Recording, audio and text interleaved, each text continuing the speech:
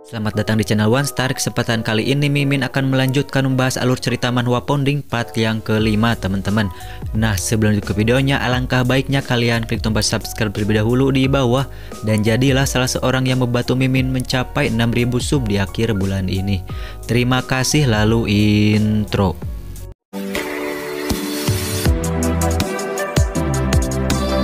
Namun lagi-lagi di sana datanglah si Semikang dan langsung menyuruh agar si Woshik menghentikan aksi pembulian tersebut. Akan tetapi di sini si Woshik pun seperti emosi karena si Semi seperti bersikap seenaknya, di mana dirinya langsung mendekati si Semi sambil mencekiknya dan bahkan melemparkannya ke lantai. Tak sampai situ, si Woshik pun sekarang mengangkat rambut si Semi dan teriakan kesakitan pun mulai terdengar di sana. Oke, mungkin kalian bingung teman-teman tentang alasan kenapa si Woshik berani. Jadi pada intinya itu karena ketidaktahuan si Woshik pada si Piper. Jadi ia hanya mendengarnya dari orang lain. Entah ada atau entah kuat tidaknya si Piper atau pacar si Semi, dia sedikit pun tidak tahu. Pada awalnya ia bertindak berhati-hati, namun kemungkinan karena dirinya sekarang kesel banget lantaran selalu kalah melawan si Wolep, ia pun sekarang meluapkan emosinya di sekolah. Kembali ke si Woshik yang sedang menjambak rambut si Semi.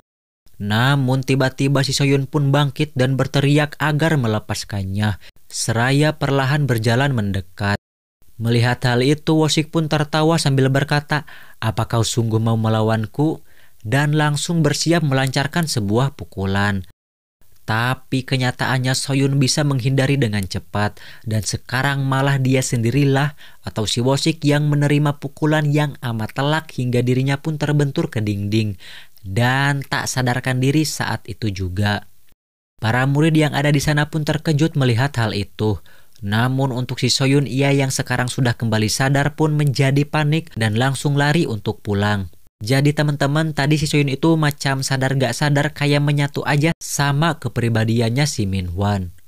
Di perjalanan si Soyun pun seperti parno lantaran takut orang-orang atau para murid mengetahui bahwa dirinya adalah si Wolep. Namun tiba-tiba di sana si Semi datang mengejar dan menghentikan si Soyun. Ia pun bertanya tentang kenapa si Soyun melakukan hal tersebut. Apakah itu karena dirinya atau apa?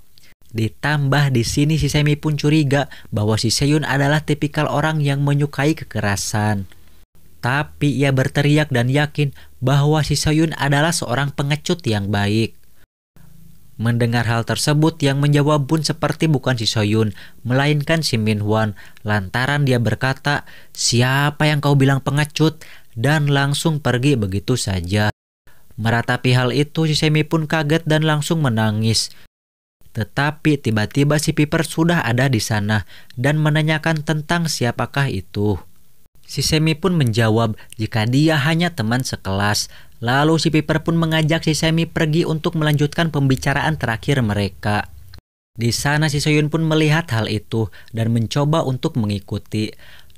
Lalu Shin pun berpindah ke pembicaraan antara si Semi dan si Piper, di mana pada intinya si Semi mengajak si Piper untuk putus. Karena dirinya telah memikirkan hal itu setahun penuh setelah si Piper tiba-tiba menghilang. Si Piper pun mencoba memohon pada si Semi untuk memberikannya kesempatan. Akan tetapi si Semi menjelaskan bahwa dirinya tidak pernah menyukai si Piper sepenuhnya. Jadi dulu si Semi menerima si Piper hanya sebatas untuk agar dirinya lebih leluasa dan disegani oleh banyak orang, teman-teman. Macam sikap yang ditunjukkan si Woshik dan anak buahnya. Tapi saat ia pikir-pikir kembali, dia pun tidak ingin berpacaran atau menjalin hubungan dengan orang yang gila bertarung. Mendengar hal tersebut, si Piper pun emosi dan memukul tembok, di mana ia menegaskan bahwa si Semi tak akan pernah bisa lepas selama ia masihlah hidup. Dan ia pun pergi.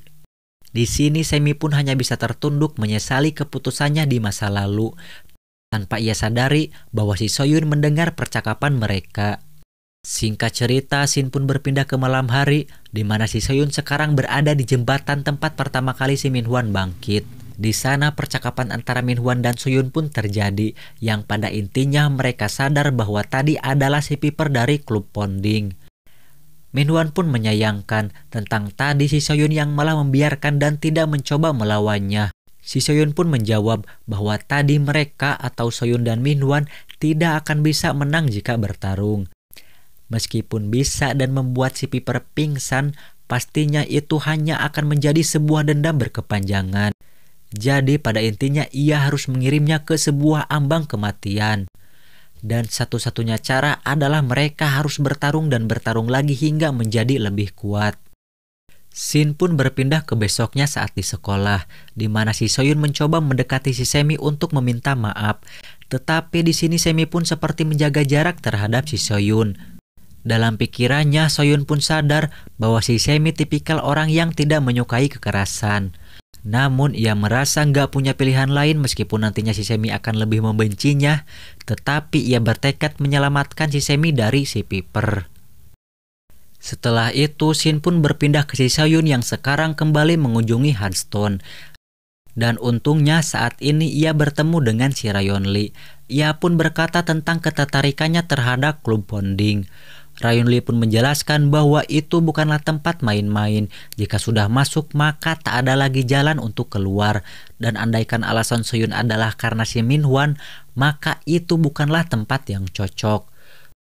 Dengan wajah yang serius, Soyun pun berkata, "Tidak, aku sendirilah yang ingin masuk ke sana." Rayon Lee pun kembali mengingatkan bahwa itu sangatlah amat berbahaya, di mana bisa saja orang akan bertarung sampai mati. Namun si Soyun pun hanya diam dan menatap dengan tajam. "Siapa kau?" Yang mana pada waktu sekarang Minhwan dan Soyun kembali seperti menyatu dan sulit dibedakan.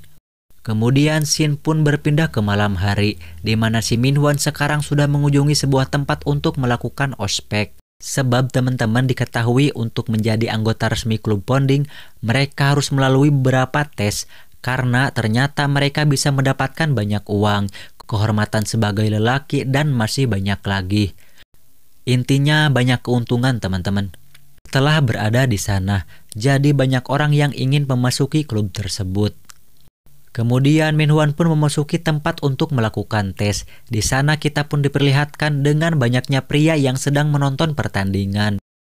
Lalu seorang pria yang sudah menang pun sekarang menantang semua dari mereka untuk bertarung. Namun sayangnya tak ada satupun yang berani untuk maju. Jadi si pria itu pun menoleh dan berkata ke seorang yang sedang duduk, di mana diketahui dia adalah seorang penguji dari klub bonding itu sendiri. Pria tadi pun berkata, "Bukannya ini sudah cukup, menurutku akulah yang terkuat di sini." Mendengar hal tersebut, si penguji pun malah mengeluh dan bertanya-tanya tentang kenapa akhir-akhir ini tak ada yang bisa membuatnya terkesan. Si pemuda tadi pun emosi dan melemparkan buku yang dipegang oleh si penguji dan langsung menantangnya untuk bertarung dan mengetesnya sendiri. Tapi hal itu pun bertepatan dengan kedatangannya si Minhwan yang dengan sombongnya berkata, "Sepertinya kau penguji dari klub bonding, mulai sekarang semuanya akan jauh lebih menarik." Dan ya si pemuda tadi pun yang mendengar hal itu langsung tertawa seraya seketika bersiap untuk bertarung. Pada awalnya si penguji pun menghentikan hal tersebut karena ia beranggapan petarung yang gak diundang hanya akan menyebabkan masalah. Namun saat ia mengetahui bahwa Minhwan telah direkomendasikan oleh orang lain, maka jelas saja pertarungan pun langsung dimulai. Oke, mungkin segitu aja dulu teman-teman. Terima kasih yang udah nonton sampai akhir. Sehat selalu. Bye-bye.